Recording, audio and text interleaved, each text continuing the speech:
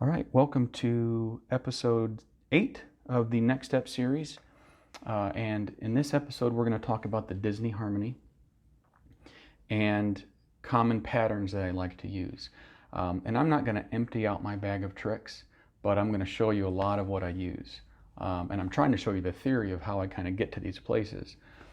If I would have had someone come along the way that knew things that I was trying to get to, places that I was trying to get to, and they showed me their bag of tricks, I would have really appreciated that. So I'm going to show you what I use a lot. And the next series that I'm going to do is a song breakdown series where I've got a list of songs that we commonly do, and some of them that we don't do at church, but that are a good practice of how to break down a song and find your part in that. And as you're seeing me do that, you're going to see me use a lot of these tricks. And at the end of this episode, I'm going to show you a song that I wrote that uses a lot of these techniques in it. So, in talking about the Disney harmony, in the Renaissance era of Disney, I think they had the same writers that liked to write in a harmony part in the melody lines of these Disney songs. I think for the specific reason of having a male vocal and a female vocal be able to do a duet with each other. And you can hear it in, so Magic Carpet Ride is an example, Aladdin.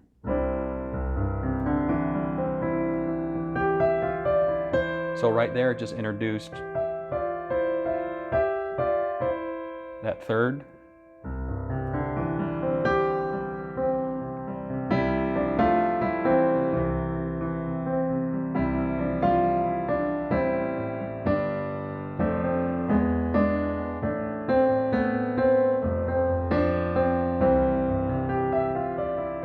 There's a little sloppiness in there, but you can see how this melody floats. First of all with that opening riff, and then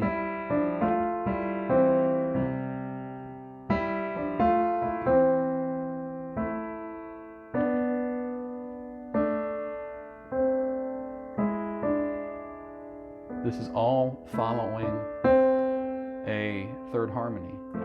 It's just inverted below. So these same notes, if you were to play these above, this is a G, doesn't sound the same. And I really think that this is because if they had a male or a female singing this part, the opposite of that, whatever male or female of that would be, would need to be hitting that in a completely different range, which is why they like to do this third harmony below. So another example is Little Mermaid.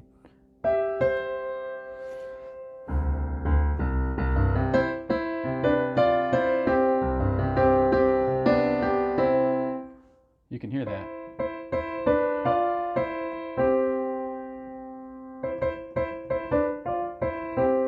That's a third harmony that's done below.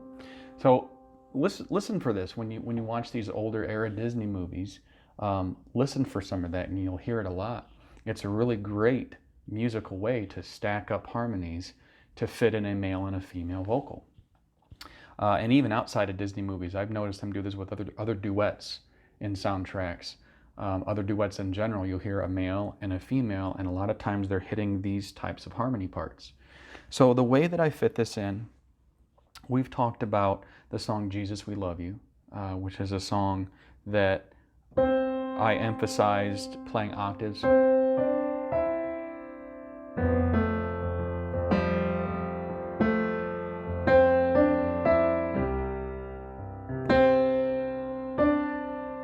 So in this song, a lot of times you're going to have the lead vocalist, they're going to be playing that melody line. So as you're singing the verses, all things have passed away, your love has stayed the same. You're going to have that melody line going on, so the way to fit in your part, you can use this Disney harmony. And if the vocalist is singing in this range and you're kind of playing your part within this range too, then you don't want to mud that up too much. You might float this up here.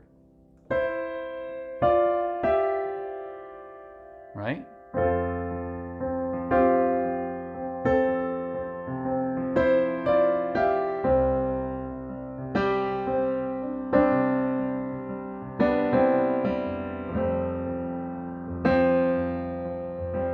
And you can break away from it.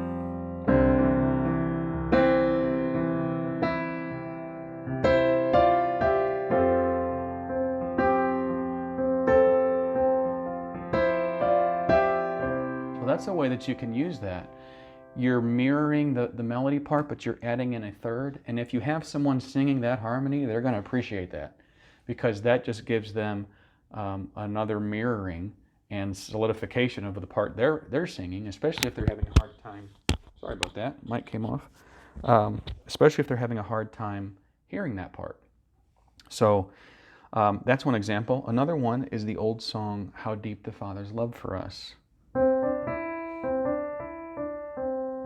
So this is floating around the root, the melody.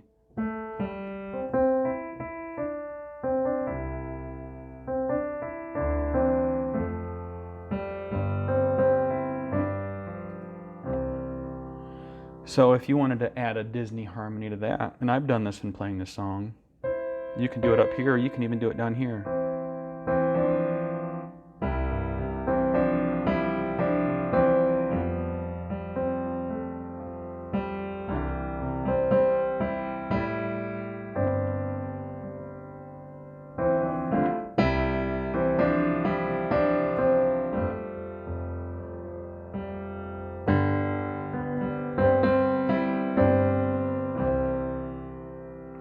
And that goes to show why you practice, so you don't make little mistakes like that. But that shows the harmony.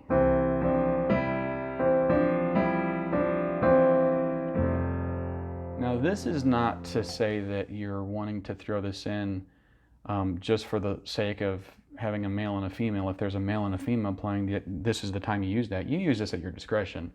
And you don't want to overuse any of your one tricks. Spread it out. And everything I'm showing you in these videos, they're the main things that I end up going to, and I just kind of throw them in little places wherever I can. Okay, so now that we've kind of covered that third Disney harmony, which is done below the root melody, now I want to show you some different patterns and tricks that I use along the way that kind of help me with this. Not just the Disney harmony, but help me in structuring a song and giving me variations. So we started out playing that first Disney song.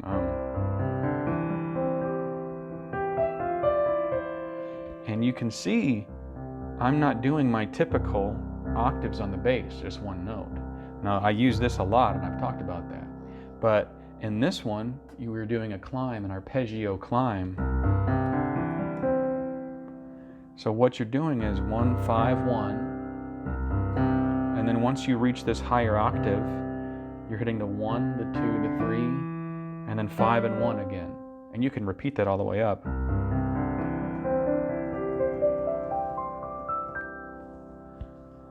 So that's something that I do on top of playing something else on my right hand.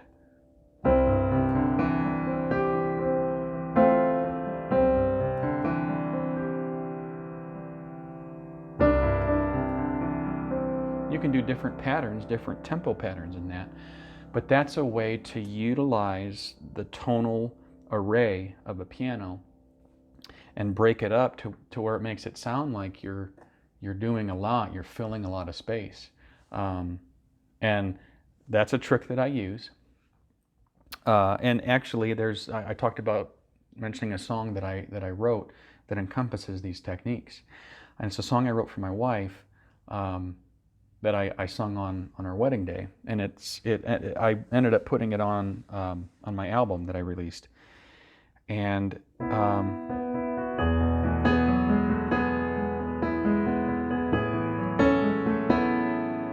so that sounds like a very elegant and busy part, not too busy because it kind of fits into the style.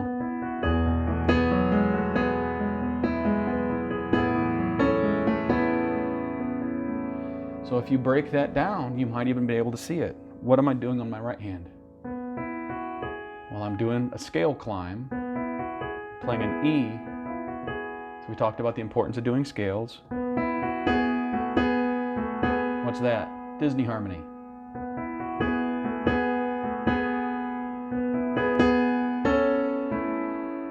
Complete Disney harmony. And I'm not stealing from Disney. I'm stealing a concept that Disney showed to me. Now on the left hand,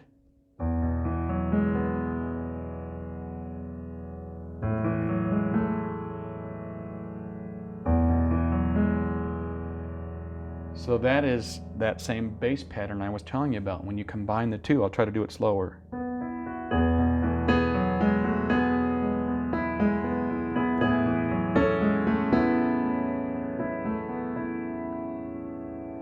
So I'm combining that arpeggiating bass line with the Disney harmony on the right. Now that's a technique that I use quite a bit, and another thing that I like to do is the rest of the little tiny stuff you hear in there,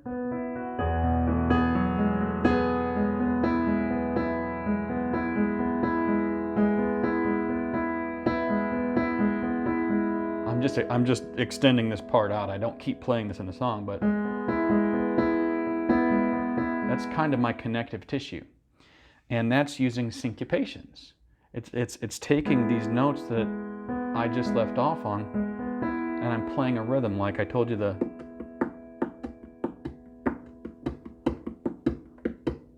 you use that to your advantage. You're filling in a rhythm. And when I performed this, it was only the piano and me singing it. So I didn't have a drummer, I didn't have any extra. If I were to just hold this out,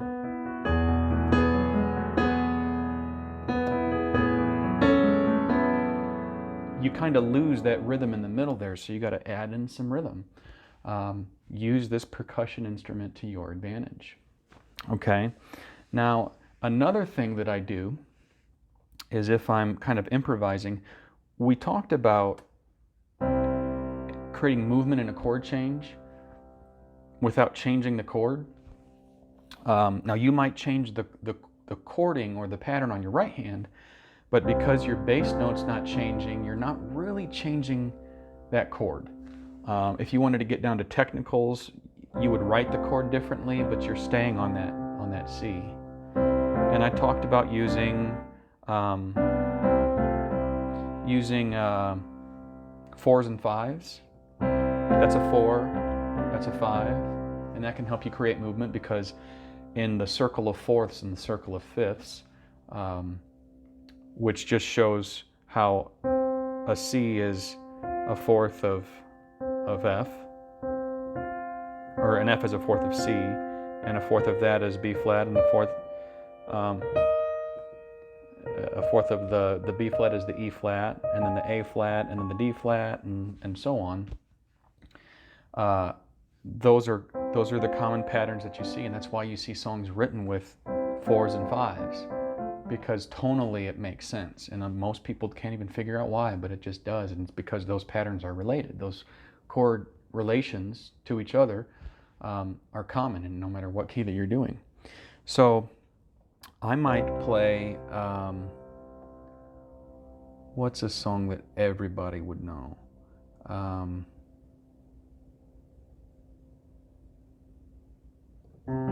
Good, Good Father. Okay.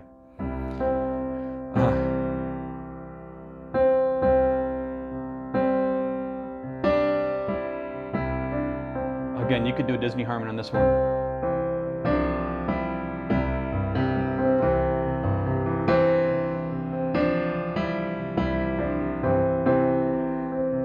So with this chord change, we're going to go to the 4, which is going to be an F. Now watch what I'm doing here. I talked about when I'm floating a bass line down, I do the 1, 5, 1, and then I add in the 1, 2, 3. That's a bit of a crunch chord. You're playing an F chord with the 2 added into it, all of it together. I do that a lot. I do that. We're starting a song in C. I'll crunch the 1 and the 2 and the 3 together. Doesn't matter where you go with this. Now here's something else that I do on a minor.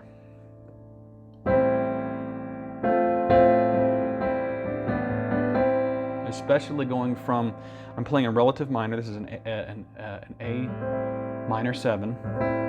So my right hand's on a C, and we talked about shifting between the 4 and the 5. So especially on a minor, I like to play a 5 rhythmically leading into that relative minor.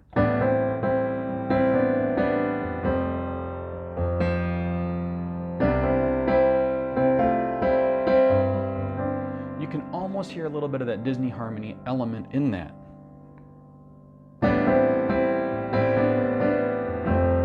And this is just some random progression I'm making up.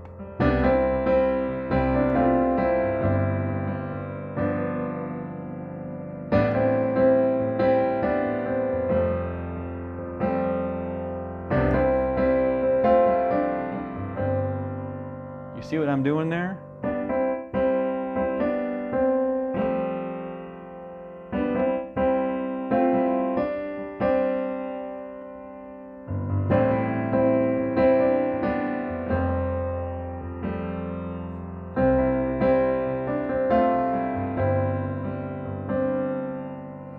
So those are some common things that I do. And just off the top of my head, that's probably enough to kind of fill the gap right now. There are other things that I'm sure that I probably pull out of my trick bag, which we'll get into. If not in this series, when I'm doing song breakdowns, I'm sure that I'll come across something where I'm like, oh yeah, I do this quite a bit. And then I'll explain it then. Oh, here's one. Speaking of that. So as you're creating movement in a chord, let's say we're in the key of E. So a common progression would be the relative minor, the 4, the 1, and the 5.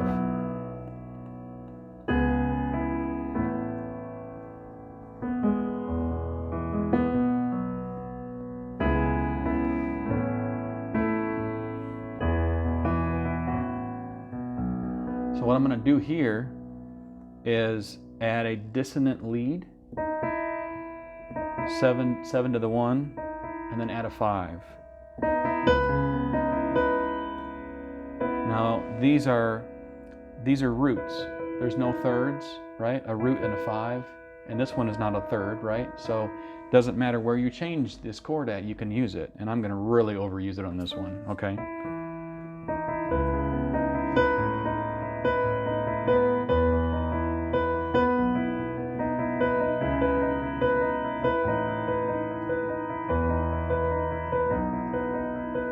That's something that I never use it that much in a song, but I might. You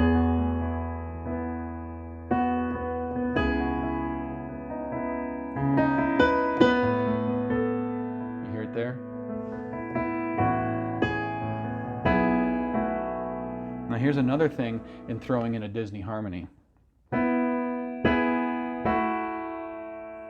Is if you are especially doing a pivot chord from a 5, so relative minor, 4, E, and then 5, this is your pivot chord. This is almost like your launching pad.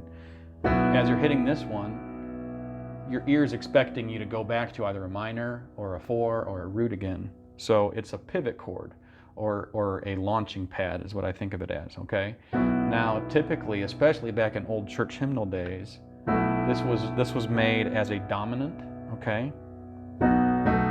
So a dominant, that's a major 7. If you're doing like a G chord, a major 7. Find that 7th in the scale. That's a major 7. So a dominant 7 is you take that 7 and you flat it. You bring it a half step lower than where it's already at. That's that blues chord, right?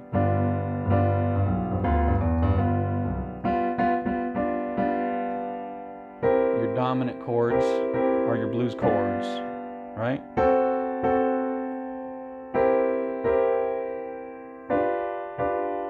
So as a pivot chord on that 5, if you play, this is a B dominant, as I'm floating this,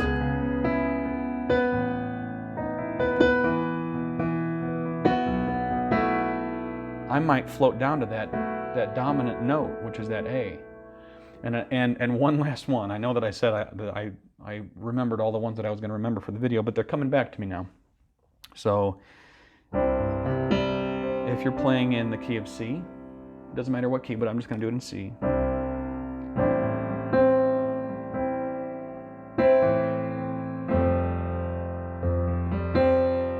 We can already hear we're going to go to that 5 chord next, right? We've used up all the major chords that you would do in this. C, which is the root, relative minor.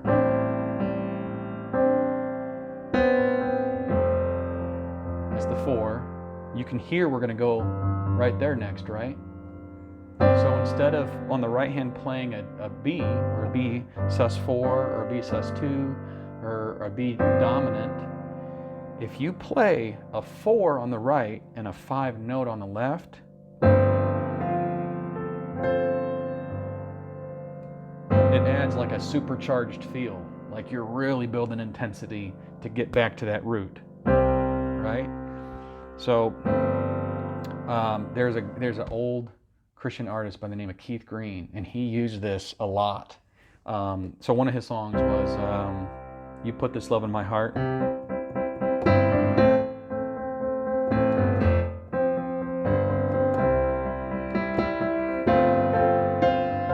You can hear it there.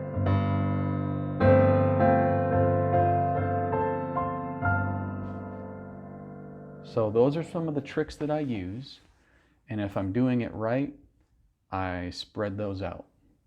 And I try to paint with a lot of different colors. These are a lot of the colors that I use. And I am not the, I keep hitting my microphone, I'm sorry about that.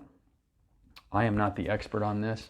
I am not an expert on keys. It's one of my better instruments, but I've got a lot of learning that I'm still doing on this, and I rehearse and practice things, skills I've not yet mastered yet, I'm still working on. But I'm just one perspective in this. We've got quite a bit of keyboard players in our church, and they may have tricks that I don't use, and none of them are better than the other, but these are just some things to kind of throw together. So we talked about, I want to make sure we talked about everything. Disney Harmony, we talked about common tricks and different things that I use. So I think we've wrapped it up for this lesson, and I think we just got a couple videos left, and we'll be done with this series, the Next Step series. And then the series after that, it's not really a series of building step on step on step on step like this one, where we're taking foundation plus foundation plus foundation. That one, I'm going to take a song and I'm going to break that song down. Some of them are songs that I already know, they're in my head. And if they're in my head, because of the theory I've showed you, I can play it. If they're in my head, I can hear what those chord changes are and the structures in them, and I can replicate it.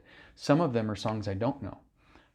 I might get an email that I'm on for keys for the next Sunday, and we've got a new song, and I've never heard that song before. And if that's the case, I'm going to I won't even listen to it. I'm going to listen to it on the video with you and show you how I break that down. So we got just a few videos left in this series, and then we'll get to those sessions, okay? So stay tuned, we got more to come.